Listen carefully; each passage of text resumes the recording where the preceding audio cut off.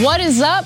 Welcome to the Young Turks. I'm Anna Kasparian, and we have a monstrously large show ahead for you guys today. So many topics that I hope we get to, including later on in the show, Senator Rand Paul, very hurt, very upset at the notion that anyone would dare call him what he is, a hypocrite.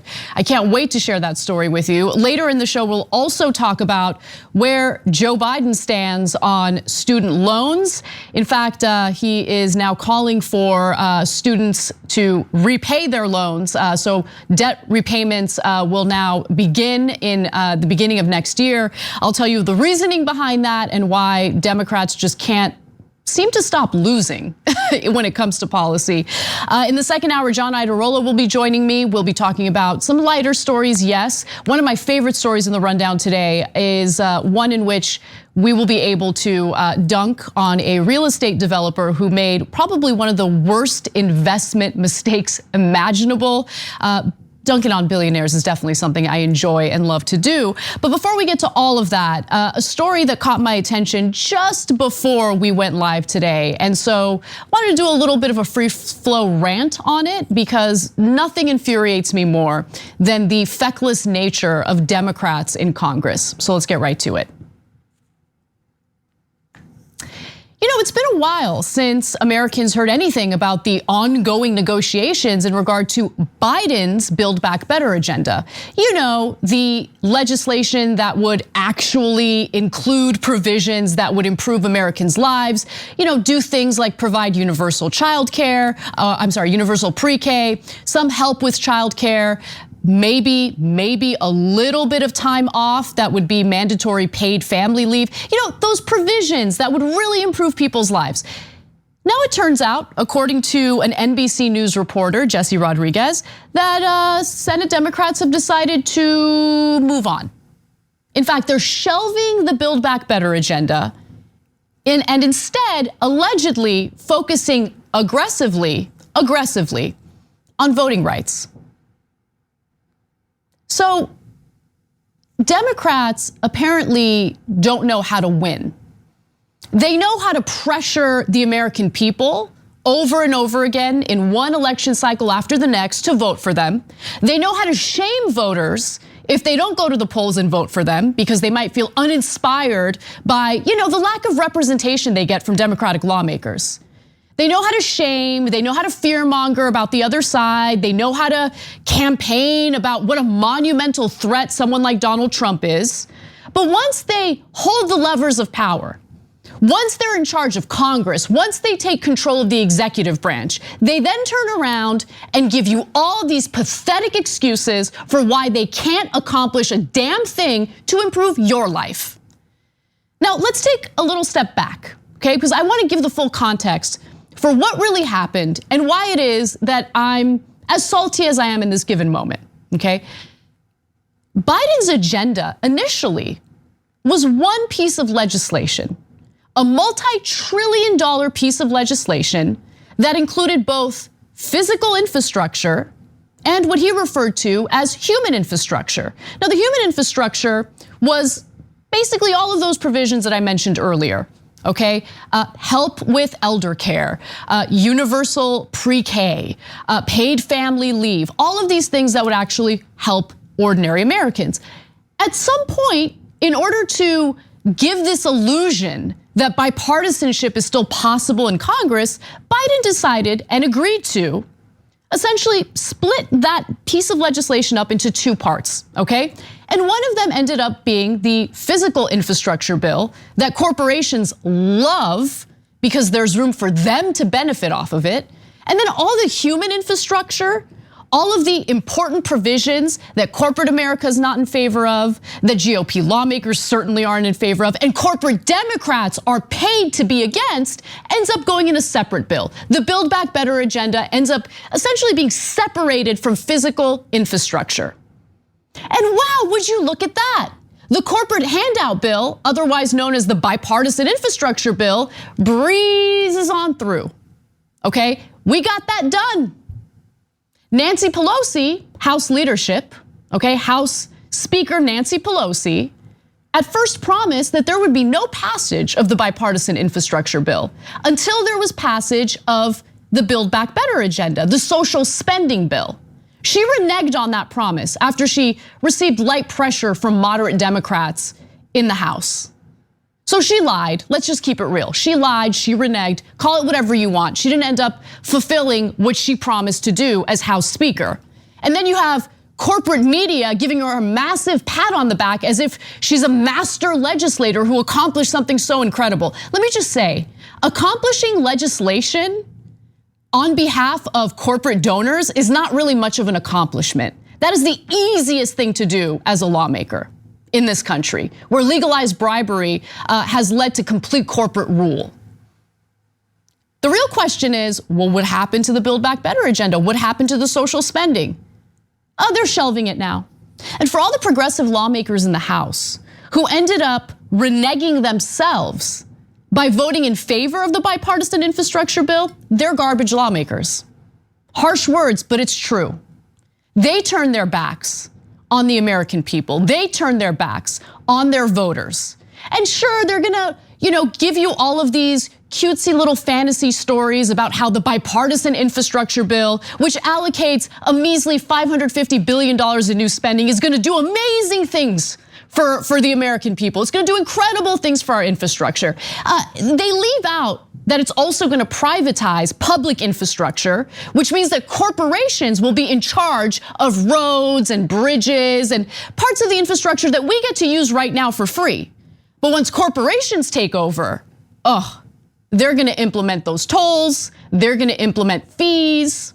It's gonna be a little more expensive to just get to and from work. So that's what they accomplished with the bipartisan infrastructure bill. The fact that you had Republican lawmakers also vote in favor of that bill tells you quite a bit. Means that their donors wanted it. Corporate America was salivating over it. If Biden was genuine in wanting to pass his full agenda, he wouldn't have split his legislation into two bills. And if Democratic leadership in Congress was genuine in wanting to pass that bill, in passing Biden's full agenda, they wouldn't allow those two bills, that one piece of legislation to be split into two. And they certainly wouldn't have passed the bipartisan infrastructure bill without having first passed the social spending bill. This was their play all along. Now that's speculation, but how could you not think that? I mean, these are lawmakers, they know to some extent what they're doing. I don't think that they're all stupid.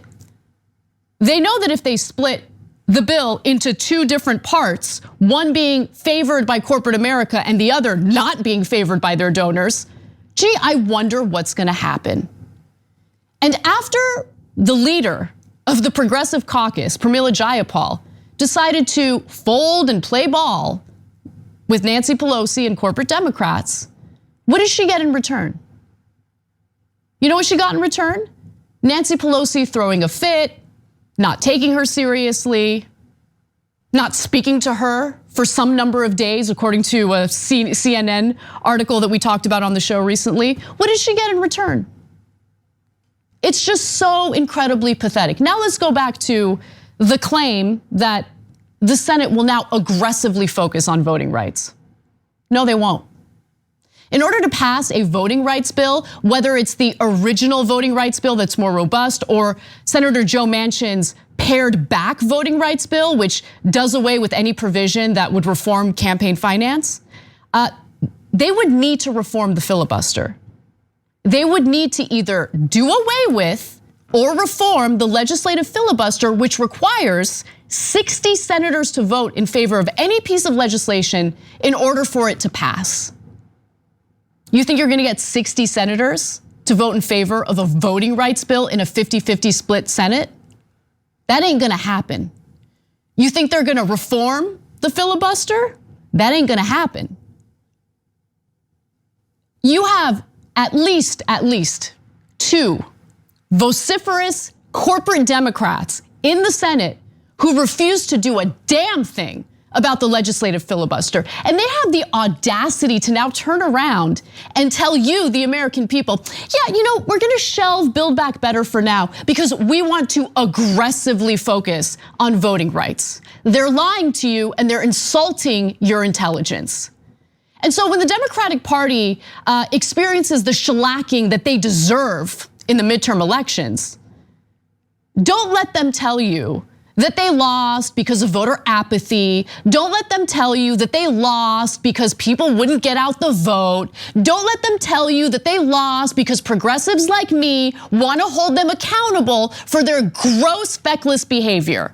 They're the ones who failed. They're the ones who turned their backs on the American people. They're the ones who use the same games over and over again in every single election cycle. The thing that is incredibly unfair about all of this is that while they deserve to lose, there's no question that they deserve to lose. We don't deserve the Republican Party.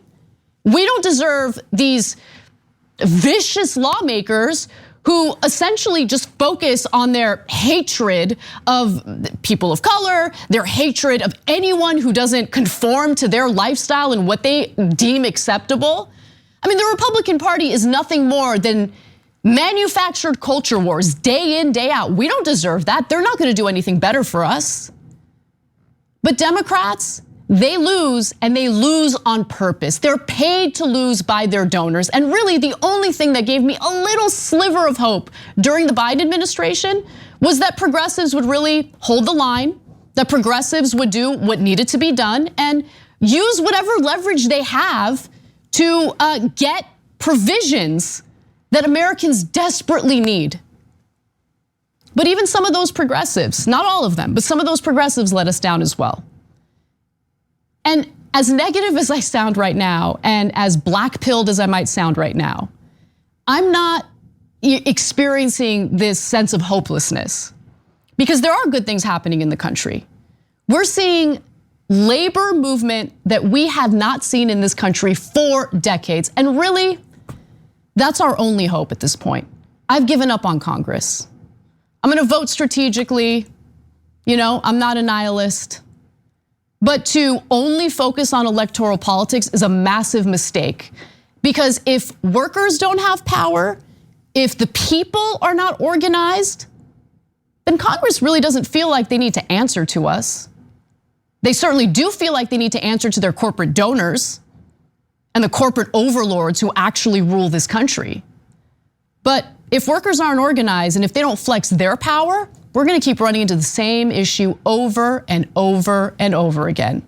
Take a look at this country's history. The only time ordinary Americans received policies that they deserved, worker protections that they deserved, was when they got together, they organized their workplaces, and they applied pressure. That's the only thing that works, period. I'm done with Congress. Vote strategically, vote however you feel you need to vote. But I'm done with all of these games and all of these ridiculous campaigns about how these lawmakers are gonna really represent the working American and how they're gonna change things around and speak truth to power. They're not gonna do any of it because all of the incentives right now are in the wrong place. Under this system of legalized bribery, the incentives are in the wrong place, period. All right, I said that rant would take 5 minutes, so apologies to the producers for going over, but I was pretty furious about that. All right, let's move over to the Republican Party. Former White House Chief of Staff Mark Meadows has been found to be in criminal contempt of Congress. Well, at least that's what members of Congress have voted on. And now that charge will be sent to the Justice Department, where a decision will be made as to whether or not Mark Meadows will be tried for this charge of criminal contempt of Congress. Now, this vote happened just yesterday. The vote of 222 to 208 sent the matter to the Justice Department to consider whether to prosecute Meadows, who would be the first former member of Congress to be held in contempt of the body he once served in nearly 200 years. Now, this is all surrounding the investigation into what happened in our nation's capital on January 6th. Mark Meadows was the White House chief of staff, meaning he was Trump's chief of staff. And in the beginning of this investigation, he was cooperating with Congress. He was cooperating with this select committee looking into the incident. But then he stopped cooperating and he refused to answer any questions. He's refusing to testify, and he is citing privilege, executive privilege, as a reason for why he's no longer cooperating. And to be clear, he could have a much stronger argument than, say, Steve Bannon when it comes to this situation. And I'll get to those details in just a second. But in regard to Republican members of Congress and how they voted on this issue, only 2 GOP lawmakers voted to hold him in contempt of Congress. That includes Adam Kinzinger and Liz Cheney. Now, again, Meadows refuses to cooperate with the investigation, but that wasn't always the case. In fact, we've been talking about some of these text messages that were sent to Mark Meadows as the riots were taking place. And the only reason why we know about those text messages is because at one time Mark Meadows was cooperating and he handed those messages along with thousands of other documents over to investigators. Meadows' initial cooperation with the inquiry, including around 9,000 pages of documents he turned over, has already given the committee its first substantial burst of momentum and political traction as it tries to establish a full accounting of the events that led to the deadly riot. Now, that's why we know about the text messages, as I mentioned, but there were Republican lawmakers who also sent Meadows text messages as the riots were taking place. Now, we've known about the Fox News hosts who were texting him and urging him to do something to encourage Donald Trump to end the riots, say something, do something. We know about Don Jr. also sending panicky text messages to Mark Meadows, urging him to convince his own father to stop the riots. But we didn't know about the various Republican members of Congress who were also messaging him. And remember, these are people who were in the Capitol building as the riots were taking place. So I'm sure that they were pretty terrified and in fear of their lives. And Cheney read aloud text messages that Republicans in Congress sent to Meadows on January 6th as violence engulfed the Capitol. Some of those messages included statements like, "It's really bad up here on the Hill." Another said, "The president needs to stop this ASAP." Another said, "Fix this now."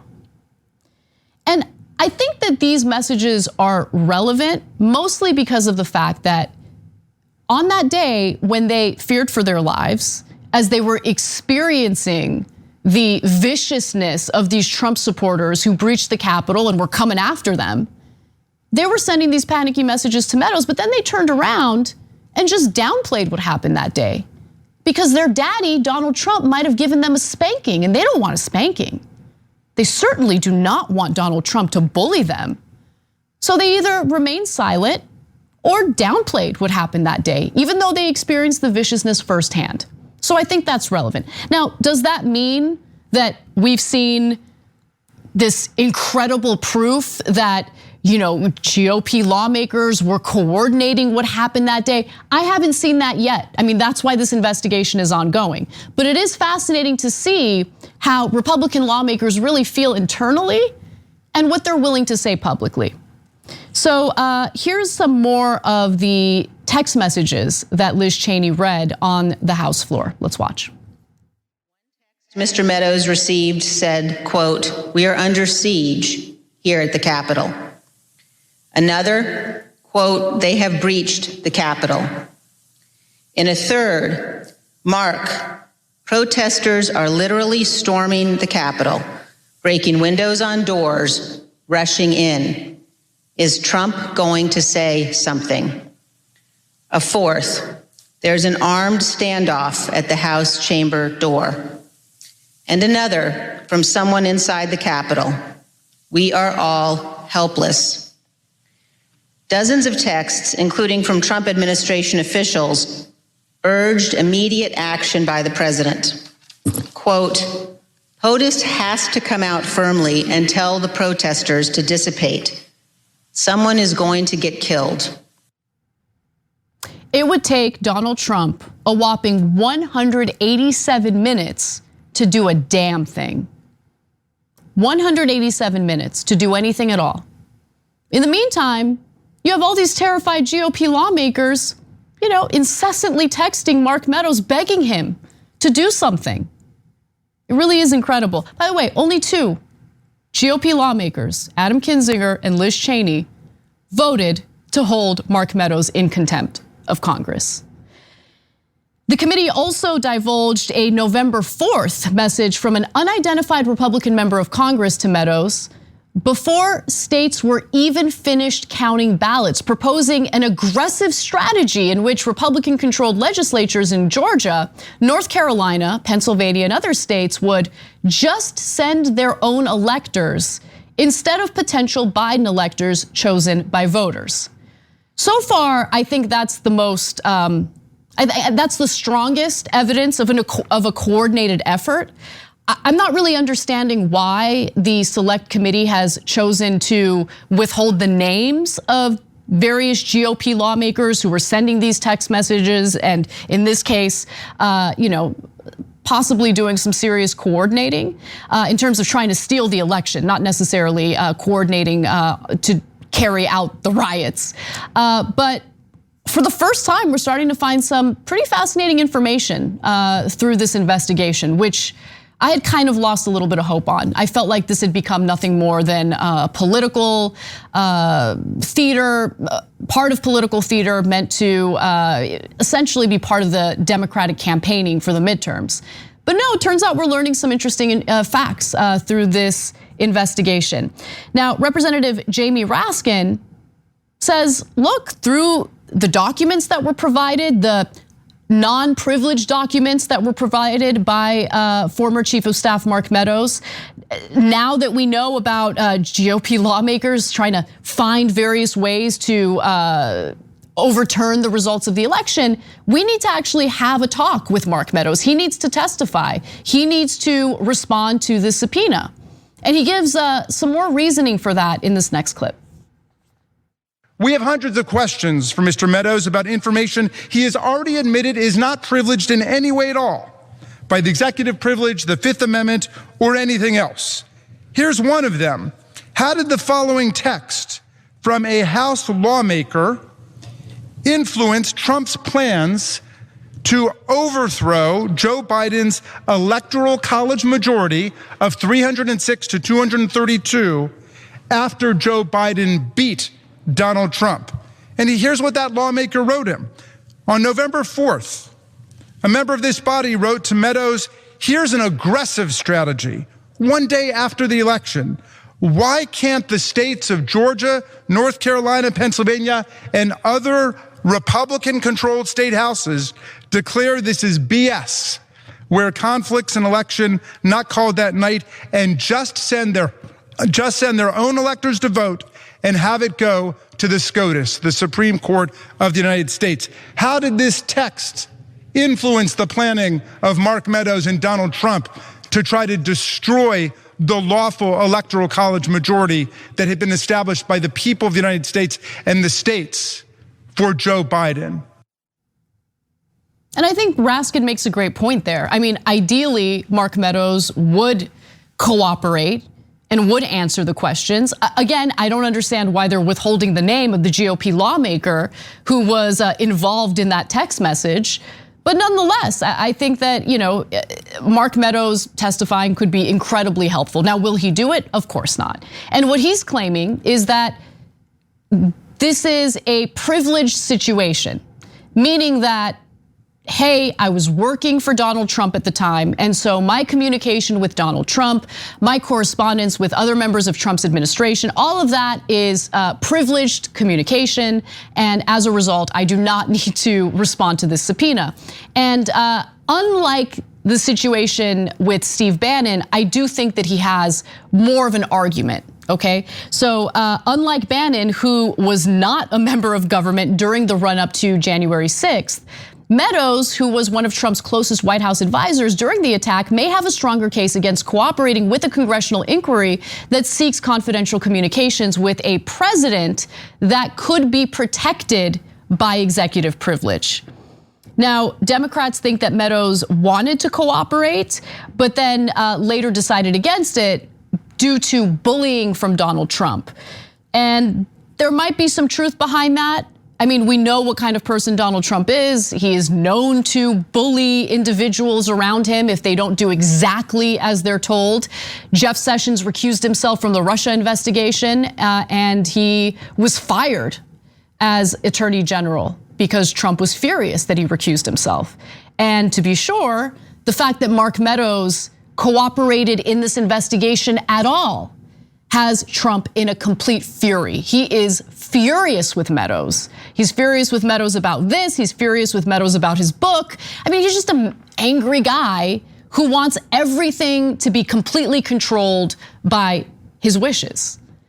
And so you can't ever please Donald Trump, but they fall for it every time. Meadows is gonna continue carrying out what Trump wants him to do. I don't personally think that the DOJ is going to prosecute Meadows for criminal contempt of Congress. I could be wrong.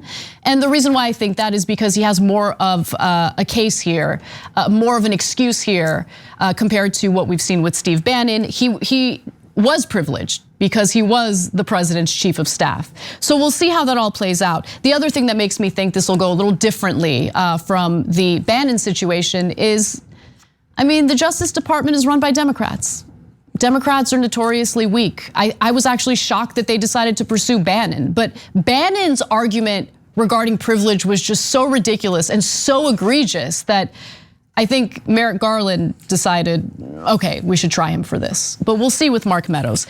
Finally, Mark Meadows is filing a suit in regard to this investigation. Meadows has filed suit against the panel to seek a court ruling to determine the validity of Trump's assertions of executive privilege. So we will see where that goes.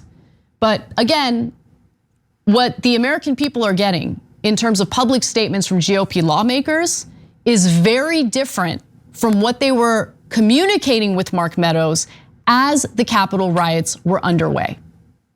It's fascinating stuff. Bunch of feckless lawmakers who just lie to the American people over and over again, even when our democratic process is at stake. Just self-serving, narcissistic losers. We gotta take a break. When we come back, we have some more insight on the text messages that were sent to Mark Meadows. You don't wanna miss it. Lots of interesting stuff there. We'll be right back.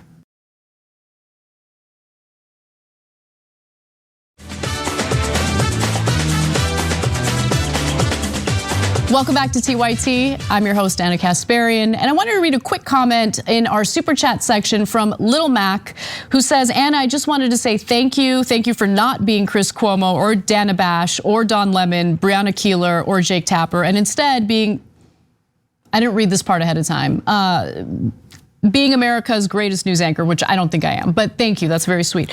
America's only news anchor, working for Americans, thank you. I don't know why you would be involved in this line of work unless you actually wanted to change things for the better. Like, I get it, if you're working in cable news, you probably have a very lucrative contract, you're probably making great money.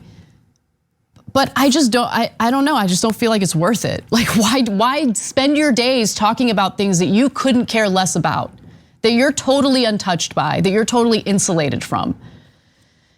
Anyway, let's get back to the news.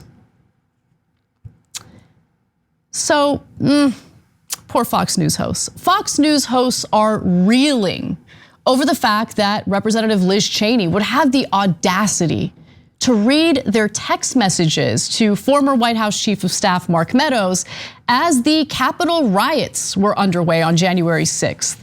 Now, before we get to their whining, which I particularly enjoyed, I just want to remind you all of the moment during the House Select Committee that these anchors are so upset about. Quote, Mark, the president needs to tell people in the Capitol to go home.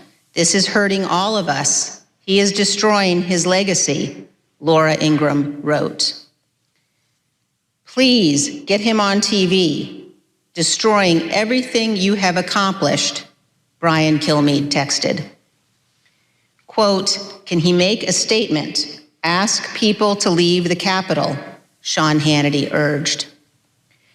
As the violence continued, one of the president's sons texted Mr. Meadows, quote, he's got to condemn this ASAP.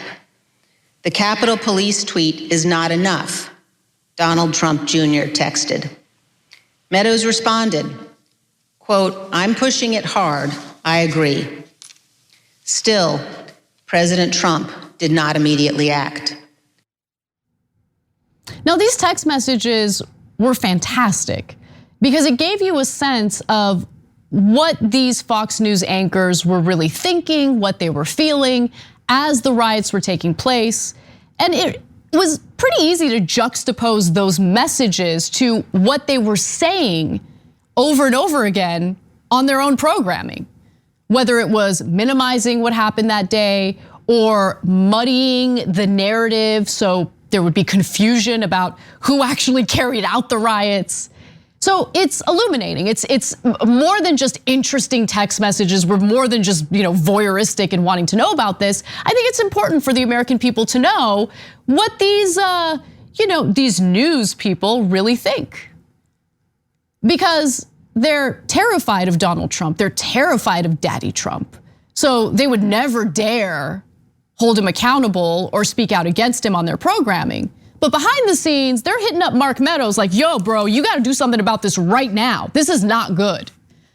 Even Trump's own son, Don Jr., was sending those text messages. Now, with that said, people like Laura Ingraham, not too happy, not too pleased that Liz Cheney read her text messages. And so she tried to defend herself. Let's hear what she had to say. Of course, the regime media was somehow trying to twist this message to try to tar me as a liar, a hypocrite who privately sounded the alarm on January 6th, but publicly downplayed it. Had they bothered to actually watch what I said the night of January 6th or read any of my public tweets from the afternoon of January 6th, well, then they couldn't have denied the truth. Now, first, here's the opening of this show on the night of January 6th. Earlier today, the Capitol was under siege by people who can only be described as antithetical to the MAGA movement. Now, there were likely not all Trump supporters, and there are some reports that Antifa sympathizers may have been sprinkled throughout the crowd. We'll have more on that later. But the point remains, if you were a Trump supporter hoping to display your support for the president, well, today's antics at the Capitol did just the opposite. Those who breached the Capitol Hill security today, whoever they were criminals. I've been to literally dozens of Trump events, and the criminal actions we saw today do not represent this movement. Now, does that sound like I was downplaying it to you? Yeah. It sounded like you were muddying what actually happened that day by immediately floating this idea that there were provocateurs who caused all this trouble, that Antifa was involved. Why did you mention Antifa when there was absolutely no evidence, not a shred of evidence indicating that there were provocateurs or Antifa involved? Why would you do that, Laura Ingraham? And if you really genuinely thought that was the possibility, that was what happened that day, why did she feel the need to message Mark Meadows and urge him to get the president of the United States, Donald Trump, to stop it, to do something about it? Why would she tell Mark Meadows that it's destroying Trump's legacy? If provocateurs were carrying it out, if Antifa was carrying it out, why would it destroy Trump's legacy, Laura Ingraham? And she mentions her tweets. One of the tweets that I wanted to bring to your attention is this one. When there is any big crowd, there will invariably be bad actors mixed in. But blame will be laid at the feet of White House if Capitol not cleared quickly. So she again immediately tries to blame it on provocateurs or Antifa. She knows that that's not the case. She knows that Donald Trump needs to do something about it. And so she immediately texts Mark Meadows, much like other Fox News hosts, and tries to get him to do something about it. But I will say this. First off, she claims that what happened that day was antithetical, she says, to the MAGA movement. No, it's not. They were encouraged, not just by other GOP lawmakers, but by Donald Trump himself to march over there, to fight like hell, to take the country back. No, that was part and parcel of the culture that was fostered by Donald Trump and his campaign. There's no question about it. Now, she's not the only one who got, salty about this. We're gonna get to Sean Hannity in a second. But the other thing I wanted to mention is that, she claims that I clearly stated that Donald Trump lost the election. I wasn't someone who perpetuated this lie, the big lie. Except she waited until November 23rd to finally admit to her audience that Donald Trump lost the election. For those of you who may have forgotten, the election took place on November 3rd. She waited 20 days to finally air a segment telling Trump, like, time to throw in the towel, homeboy. But she didn't quite say it that way. Let's watch. In what was perhaps the most consequential tweet sent since Election Day, President Trump gave the go-ahead for the transition. You see it there. And as unpleasant and disappointing as these past 3 weeks have been to so many of us, as much as we wish things were different, this is where things stand tonight. Now, legal challenges continue in a number of states. Serious questions about vote counting, poll watcher access are outstanding. But unless the legal situation changes in a dramatic and frankly an unlikely manner, Joe Biden will be inaugurated on January 20th. Now, to say this does not mean I don't think that this election was rife with problems and potential fraud. Rife with problems and potential fraud. Fascinating how there's been multiple recounts in states like Georgia. There hasn't been any evidence of any widespread fraud, and any anecdotal evidence that we have of fraud usually involves Trump supporters who tried to vote multiple times or vote multiple times in 2 different states. We haven't seen any problems with the 2020 election. But she kept perpetuating that nonsense, which only emboldens individuals in her audience who have bought into the big lie.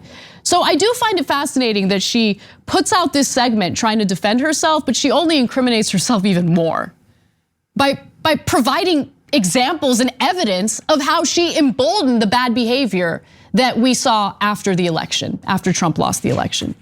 Now let's get to Sean Hannity. He was, honestly, his response to having his text messages read aloud by Liz Cheney was even worse. Let's watch. The question is this corrupt committee. The question is why this riot and not 574 other riots. The question is there any privacy in this country anymore, or do they get to release thousands more of individual private citizens' texts?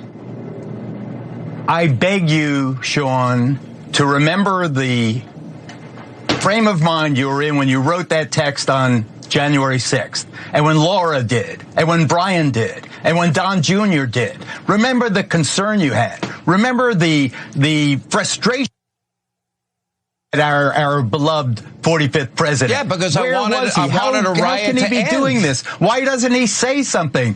Why? Okay, but the point is he did. You saw unfolding before your unfolding before your very eyes an attack on democracy. Let me give it to Dan. An attack on the Constitution. An attack on the capital of the United States of America. He said peacefully, and then he did do it. Dan, you have less than a minute. Let me give it to Dan. Let me give it to Dan. Yeah, let me give it to Dan. Yeah, Hannity. Why? Why do they want to investigate this riot and not other riots?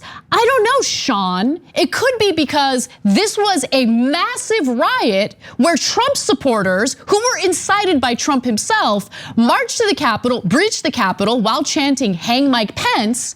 With what intention? What was their intention? What were they trying to do that day, Sean? Try to keep up. Okay, try to keep up with us. I know you're a well-paid Fox News anchor who doesn't really have to do much work. You don't have to do much research or much thinking for yourself. But just consider the fact that the intentions that day were, a little devastating to our democratic process if we just allow it to stand as if it's no problem at all. And of course, he continued to downplay what Donald Trump said in his speech during the rally right before the riots took place. So let me remind him, since he seems to either have memory loss or can't be bothered to look into it himself, or is just flat out lying to his own audience. Let's watch.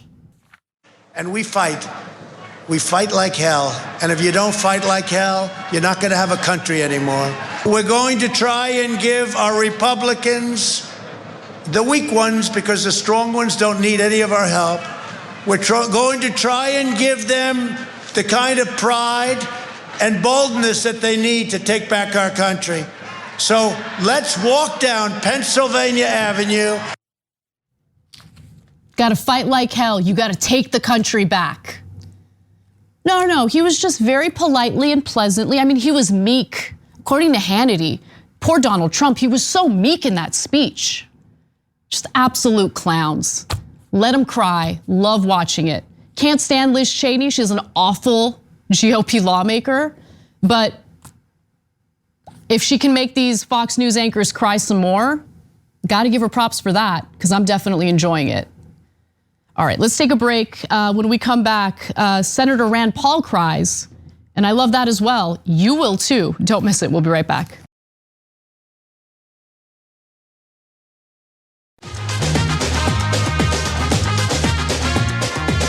DJ Bart Kyle on the ones and twos. Craig Lowry holding it down on the stage as stage manager. We've got a great team here. All right, well, let's move on to Rand Paul, because he's mad. He's very mad. He doesn't like being called a hypocrite, even though he is one. Man, being in Congress really does make people soft, doesn't it?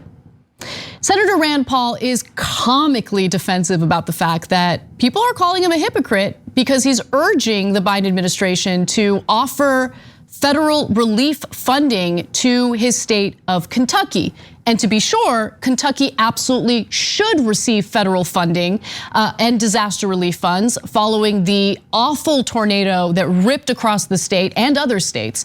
It took out entire towns. It has been a complete and utter disaster. And so it's the correct thing to do for the federal government to step in, to provide the funding necessary to get the people of Kentucky back on their own 2 feet.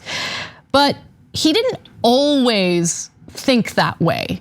And so in previous instances, he was against offering financial relief to states that had been completely devastated by natural disasters. We'll get to those examples in just a second. But first, here's his reaction to those of us who have accurately referred to him as a hypocrite.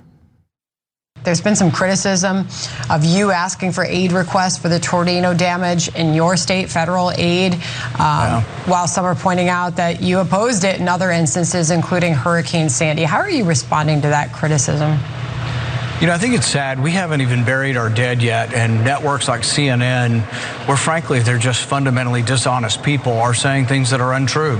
When I was first elected in 2010, within months, I was advocating for disaster relief for Kentucky. I've never had a problem with the program. I've never really opposed disaster relief for any other part of the country, but I have said when it goes over budget, when we spend everything that's within our budget, that it should be paid for by taking money from places in the budget that are less essential. I think that's a very reasonable, fiscally conservative, but you know, you watch CNN and you have people who basically all they care about is attack, attack, attack. You know, like I say, we're still trying to bury our dead, and CNN's busy fighting some kind of left-wing partisan war founded on dishonesty. No, this this isn't about CNN. Like, I get it, CNN's got its problems, okay?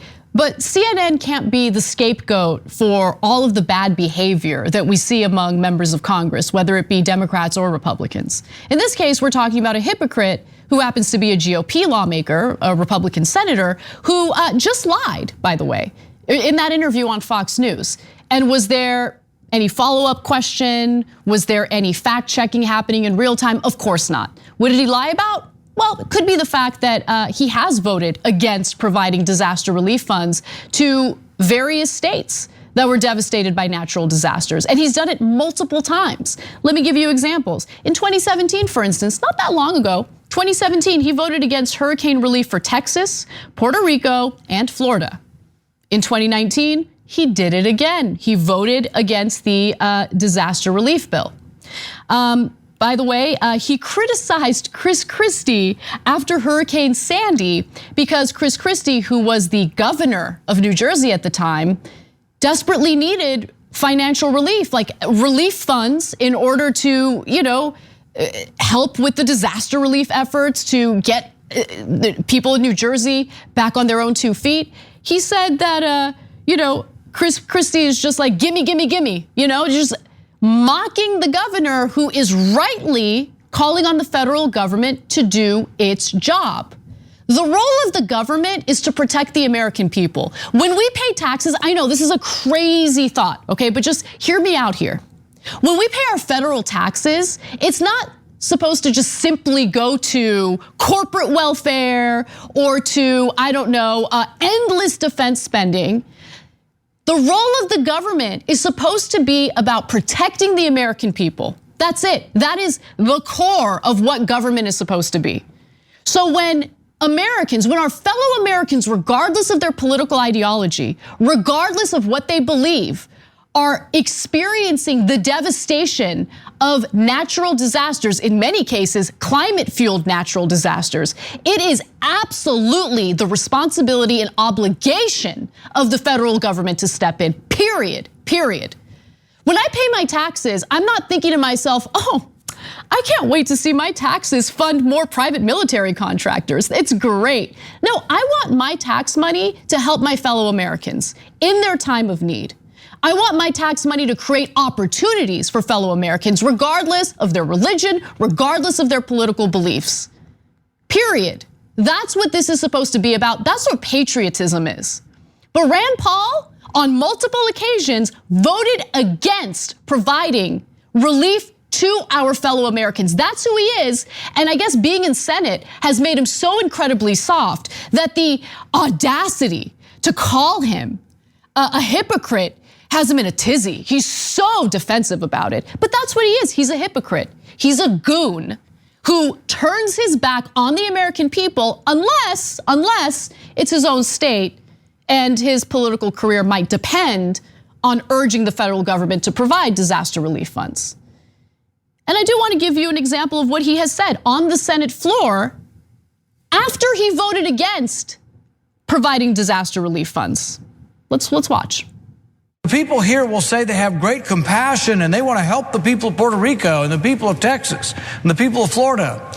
But notice they have great compassion with someone else's money. Ask them if they're giving any money to Puerto Rico. Ask them if they're giving money to Texas. Ask them what they're doing to help their fellow man. And you'll find often that it's easy to be compassionate with someone else's money.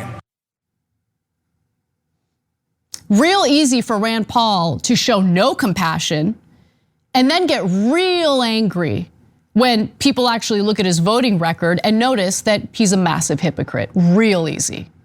But let him cry. He deserves to be called out, and he's not the only lawmaker. We see it happen over and over again, where the very people who are constantly screaming on the rooftops about how we need austerity, then turn around and vote in favor of corporate welfare, then turn around and vote in favor of providing $10 billion to Bezos and Elon Musk for their cutesy little space hobbies. They usually don't have a problem when it comes to that kind of spending. But when it comes to stepping up on behalf of ordinary Americans, yeah, there's a lot of hypocrites in Congress, and Rand Paul is just one of them. So go ahead and cry, Rand Paul. You're a hypocrite, And it's absolutely pathetic that he just lied on national television about how, oh no, I got a long history of being in favor of providing disaster relief funds. Complete BS, absolute liar. Oh man, we've got so much more news to get to. I'm gonna do one more and then we'll bring John in for the second hour. It's important to give you guys an update on student loans, so let's do it. President Joe Biden plans on restarting federal student loan payments, which were halted because of the coronavirus pandemic. Now, if you have federal student loans, you should be expecting to make payments once again beginning in February of 2022. Now, White House Press Secretary Jen Psaki addressed this during a recent press conference. Let's watch. You're talking about the student loan payment pass that expires in February, just for clarity. So in the coming weeks, we will release more details about our plans and we'll engage directly with federal student loan borrowers to ensure they have the resources they need and are in the appropriate repayment plan. We're still assessing the impact of the Omicron variant, but a smooth transition back into repayment is a high priority for the administration. The Department of Education is already communicating with borrowers to help them to prepare for return to repayment on February 1st. Democrats love to lose. They love to lose. So Biden just lost on his Build Back Better agenda. The Senate has decided to shelve the social spending program. At the same time, he has decided, no, look, the pandemic is still ongoing. We're learning about this new variant, Omicron, but who cares? February is when the payments need to start up again. But why? Why do they need to start up again? What is the reasoning behind that? Now, borrower balances have effectively been frozen for nearly 2 years, with no payments required on most federal student loans since March of 2020, again, because of the pandemic. During this time, interest has stopped adding up and collections on defaulted loans have been on hold. Now, before the pause, borrowers were paying an average of $393 a month for their federal student loans. And that's according to analysis from the Roosevelt Institute. That means that collectively borrowers will be paying roughly $7 billion a month or about $85 billion a year once the payments resume. So that's a lot of money. And it's because we have $1.7 trillion in outstanding student loan debt that cannot be discharged under almost any circumstance.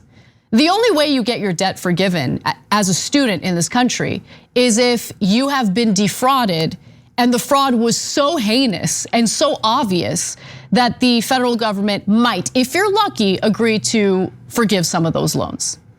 But you cannot discharge your student loans in a bankruptcy. So if you're experiencing financial hardship, if you are defaulting on those loans, if you're having trouble feeding your own family, it does not matter. You can't get rid of it. That debt follows you around for the rest of your life. And by the way, that was Joe Biden's doing. That's what he did through his bankruptcy bill. And that's what makes this story so much more frustrating. You know, the payments starting up again is one part of the story, but I would argue a bigger part of the story is that this Democratic Party, under the leadership of Joe Biden, refuses to really do anything about student loans.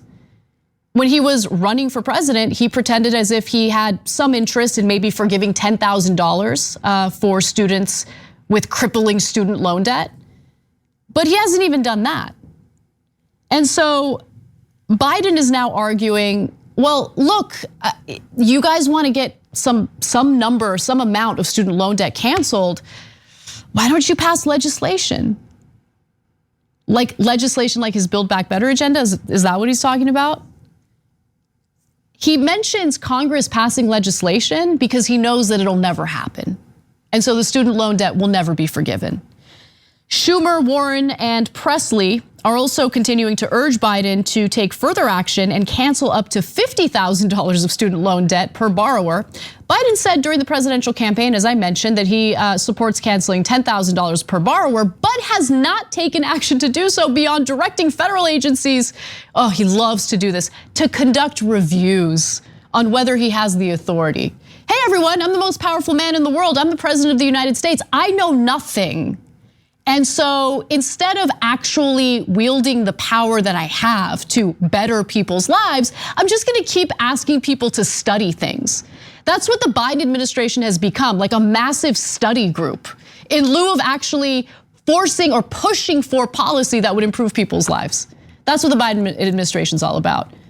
It's like a common room on a college campus. They're all hanging out and studying together. Shouldn't you guys have done that prior to being in the position of power that you're in? I don't know, call me crazy. Now, one final part of this story is the reaction that you get from people who disagree with canceling any student loan debt. And oftentimes it's older Americans who had a much different experience with college tuition. So it's kind of hard for them to relate to current students who in some cases are in like hundreds of thousands of dollars in student loan debt, certainly if they get like a law degree or a medical degree. And so I turned to Greg Gutfeld, who had a knee-jerk reaction after hearing about progressive members of Congress calling on the administration to cancel student loan debt. Here's how he reacted to it. You know what? Screw you. No one has to pay your damn debt. That's on you. It is not a moral obligation on anybody for the decisions that you make. Hell, why don't we do this? You know what's better? Forget the student loan. I just saw that. I'm sorry. Why not do car loan debt, Dagan? Because you know what? That's more egalitarian. Yep. They probably, AOC probably doesn't have a car in New York, right? She doesn't need one, or she has a driver. I bet that driver has car loan debt. Why don't we do car loan debt? That's probably about 17 grand too. That's more for the working class than for these overeducated, over-caffeinated idiots. Well, speaking of over-caffeinated idiots, Greg Gutfeld apparently doesn't know that you can discharge your car loan debt if you are unable to pay for it. You can't do that with student loan debt. So even if you file for bankruptcy, student loan debt is still there, can't get rid of it. A little different when it comes to other loans, including car loans.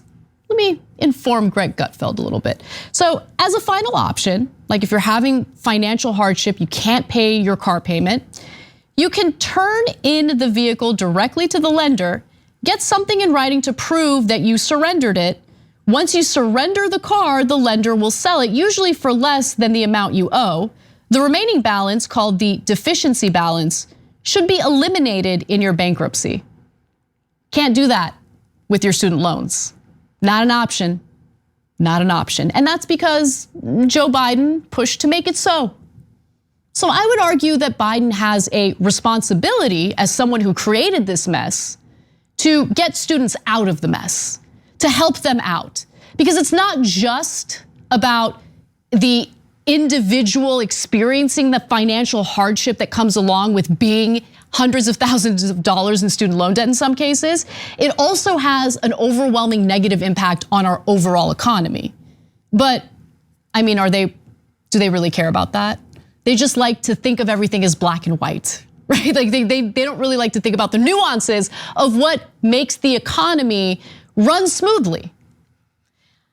Anyway, and then I also want to just quickly talk about the fact that Greg Gutfeld had a very different experience as a college student. He graduated from UC Berkeley in 1987, a year after I was born, and he received a degree in English. And he was a resident of California, which means that the tuition he paid at UC Berkeley was in-state tuition. So I wanted to look into how much did UC Berkeley students pay for tuition back then? And here are the numbers. 1985 to 1986, annual tuition and fees for resident UC undergraduates total was $1,296 for the year. That was the tuition and fees for the year. Now, if you're out of state, a non-resident undergraduate, the number would shoot up to $5,112. But he didn't have to pay that because he was from the state of California. Now let's take a look at how much Berkeley costs today. And this is from Berkeley's own website, okay? Let's take a look. California residents can expect to pay $14,254 per year in tuition. The number actually shoots up to a lot more. So there's a non-resident supplemental tuition that forces the student to pay an additional $29,754. That's on top of the $14,254, okay? And if you're looking to pay for the student health insurance plan, room and board, food, books and supplies, You're looking at about $40,000 to pay for college at UC Berkeley if you are a California resident. A little different from what Greg Gutfeld had to pay for college.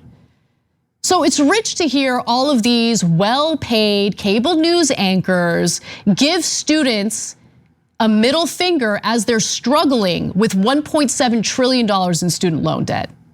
I think there's a huge problem in this country where you have lawmakers and the very people who give us the news and analysis being completely out of touch and disconnected from the realities that Americans are actually facing every single day. All right, I've gone way over. We gotta take a break. When we come back, John Iadarola will join me for the second hour. Don't miss it. Thanks for listening to the full episode of The Young Turks. Support our work, listen ad-free, access members-only bonus content, and more by subscribing to Apple Podcasts at apple.co/TYT. I'm your host, Cenk Uygur, and I'll see you soon.